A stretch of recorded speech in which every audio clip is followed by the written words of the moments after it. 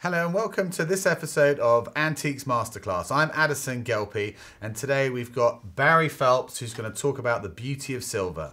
Barry, thank you very much for coming in today, sir. You're welcome, Addison. And today you're going to give us a little overview on the beauty of silver. So what attracts you to silver? At the age of about 8, I was rummaging through one of my parents' attics, as one does, and I came across a badly tarnished dish. And, out of curiosity, I cleaned it, and it turned out to be an Armada dish. An Armada dish is one of the most beautiful shapes for showing the silver to best advantage. You've got one there if you move it a little bit, so the effect of the light will show slightly. And we will come to the hallmarks later, but the Armada dish is allegedly made from silver from the Spanish erect galleon of the Spanish Armada and given to Sir Charles Harris in appreciation of work he had done in defending the West Country.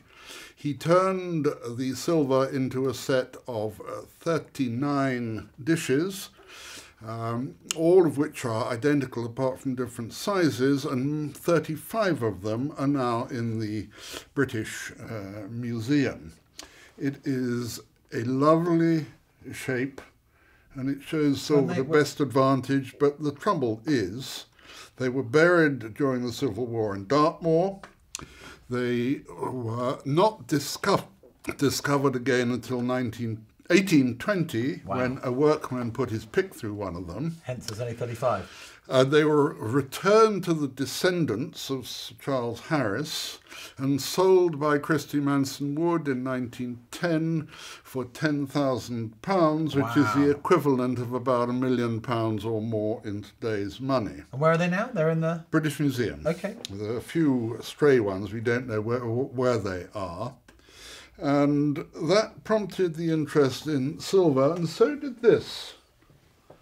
This is just a perfectly ordinary condiment spoon. Can I hold it quite still?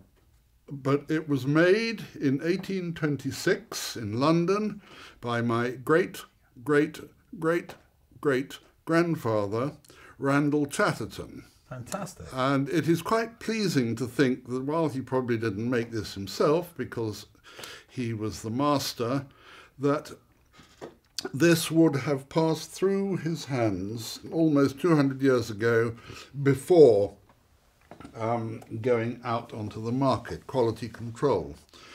All of which led to my interest in silver, and I discovered that there are a lot of coffee table books. There are a tiny number of books suitable for the curators of metal at major museums, Sotheby's, Christie's, but there's no sensible book for collectors, ordinary people like me. So you produced this book here, So The Silver Collector's Lexicon by Barry Phelps. I've read it, I found it absolutely fascinating, and it's literally the A to Z of silver. So if you get a chance, you can buy that on Amazon. I know we're doing a little bit of a push on it, but it is a fascinating book for anybody who's interested in silver. Have a look at the Silver Collector's Lexicon by Barry Phelps. Thank you, Addison. Cool. Now, one of the great virtues of collecting silver is in England, we have had a hallmarking system for 700 years, wow, which means that on almost any piece of silver, but there are only about 440 pieces that have been traced going prior to 1600, and most of those are ecclesiastical. Right. So you can tell, 1300, the leopard's head uncrowned was struck on silver. Actually, it's not a leopard's head at all, but this is England. Well, should we just have a quick look? Should we have a quick look at the No, idea? no, we'll come to that in a tick. Fine.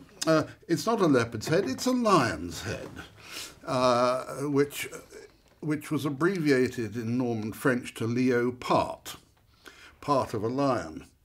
So it became known as a leopard's head, which is very convenient because it stops confusion with the sterling mark, which is a lion on all fours. We then had maker's marks and town marks introduced, Date letters, very important, now introduced in 1487. Then in 1697, the Britannia standard was introduced for silver. It's a long and fascinating story, which you can look up in a book called Chats on Old Silver. Okay. Because if it hadn't been for introducing the Britannia standard, the British economy almost certainly would have collapsed. Now, in 1784, the monarch's head was introduced as a duty mark in order to help fund the war against the rebellious colonials in America. Didn't do us much good, of course, and there were various technical things like the leopard's head becoming uncrowned. Then in 1890, somebody told the British government that the war against the American colonials was over. So they finally did away with the duty on silver. A long time afterwards. A long time afterwards, Addison. Then the 1972, European countries signed a hallmarking convention because most of the Europeans had caught up with the English and started marking their silver properly. In 1975, we abandoned the delightful English habit of having totally illogical date letters from different assay houses, which we'll come to, and all hallmarks from then on started with an A. And then in 1999, there was a lot more tidying up with the European Union hallmarking directive. So we have a good record on English silver. If you buy a piece, you can know a very great deal about it just from the hallmarks. You've seen the hallmark history, and here we have a hallmark summary. There are lots of variations, which also helps you. London pre-1820, the leopard's head was crowned. After 1820, not.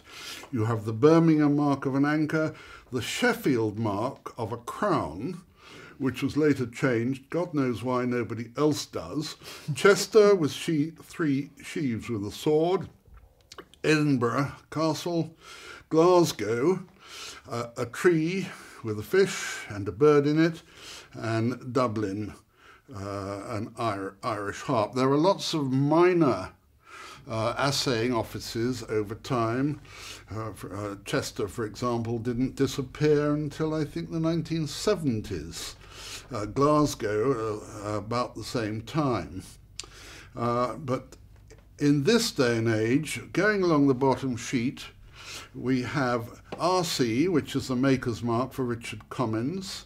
The fineness, 925, which is required now by the European Union because sterling silver is 925 parts in 1,000 silver.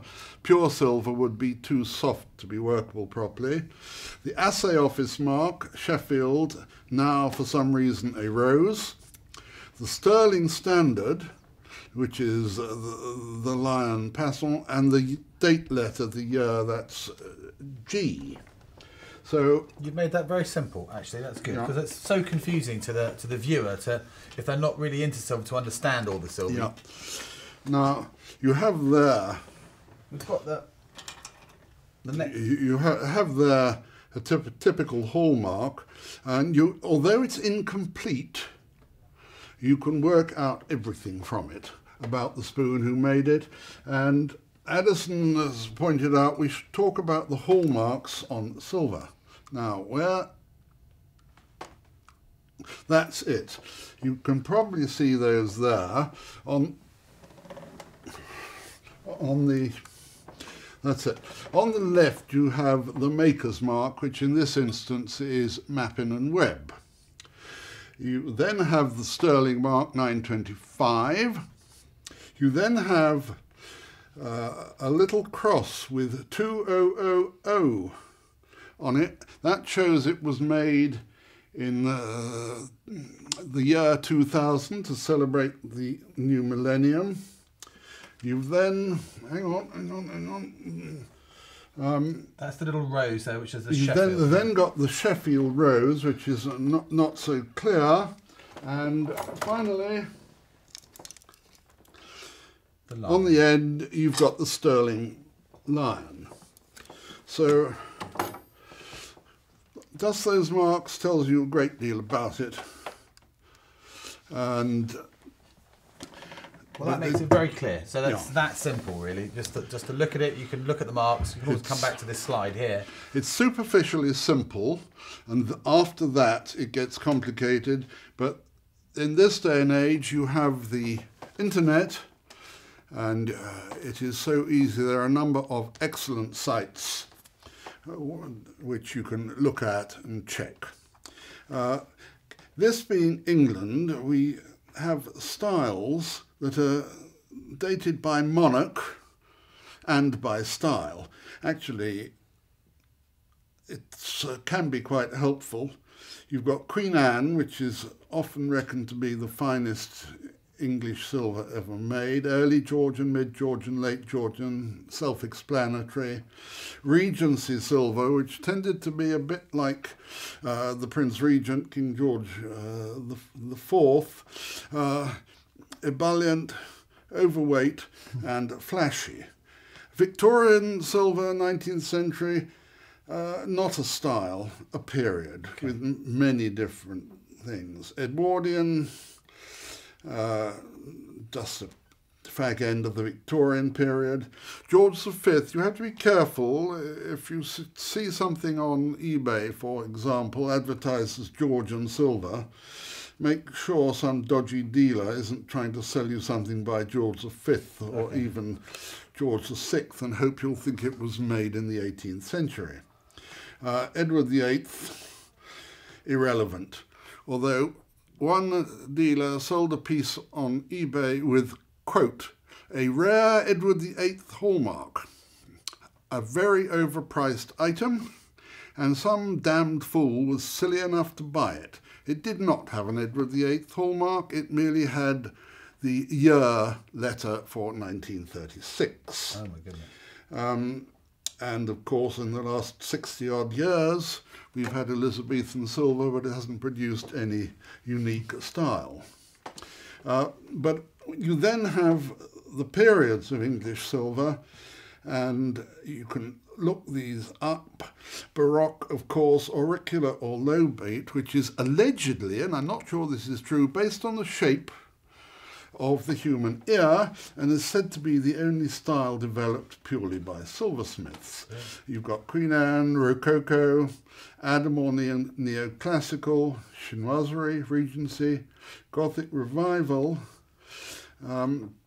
Aesthetic, Art and Crafts, Functionalism, Art Nouveau, Secessionism, which is very complicated, Liberty or Kimrick silver, Art Deco, Cubic, and Modernism. But the problem here is that every great style in silver has been reproduced ever since, not necessarily in large quantities. For example, if you buy a Victorian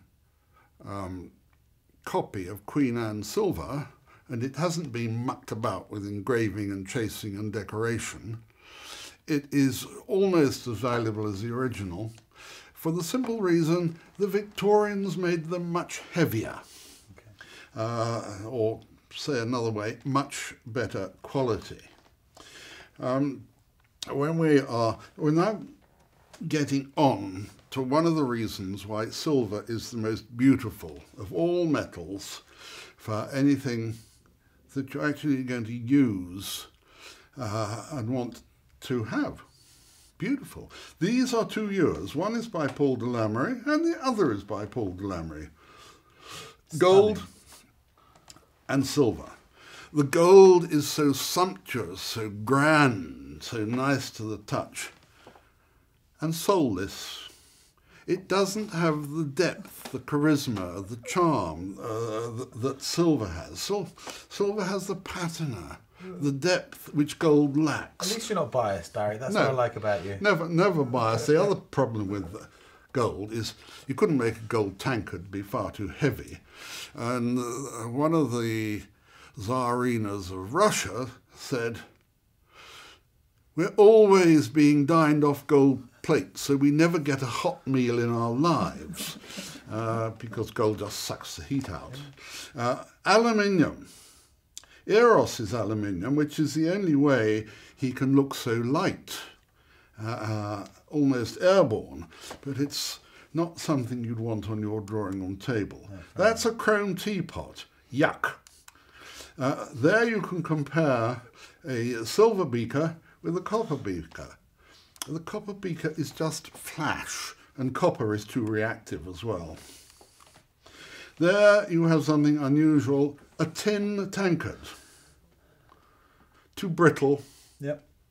No real appeal, although my great-grandfather built the organ in Blenheim Palace, and the pipes are pure tin, which gives a very beautiful tone, and a silver tankard next door for comparison.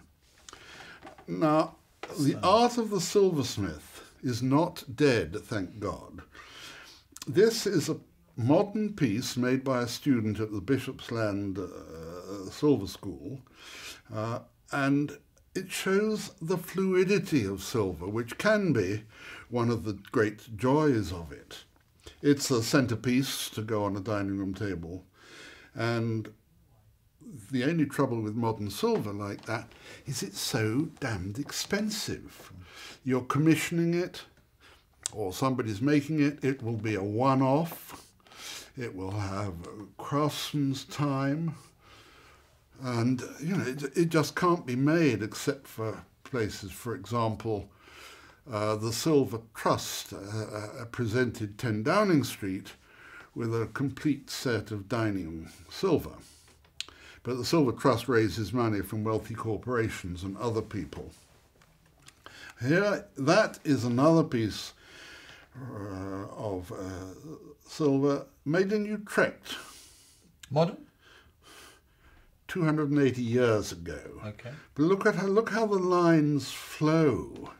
Absolutely stunning. So lovely. Sort of an Art Nouveau feel to it. But, you know, not all silver is lovely. These are 2 die-pressed salts, absolutely horrid.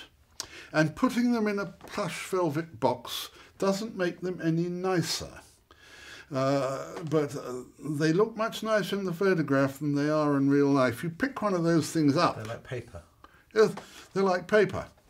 Silver paper, admittedly, but absolutely horrid. And when would these be made? This was sort of Edwardian time? No, mid-19th century. Okay. The age of George IV, Prince Regent, was when machinery started taking over more and more of the craft. Okay. So hand-wrought is an expression of the silversmith's craft. Die-pressed is not an abomination. Now, this is one of my favourite pieces of silver, which, like the Armada dish, shows off the metal to best advantage. In theory, I'm only collecting 18th century English silver.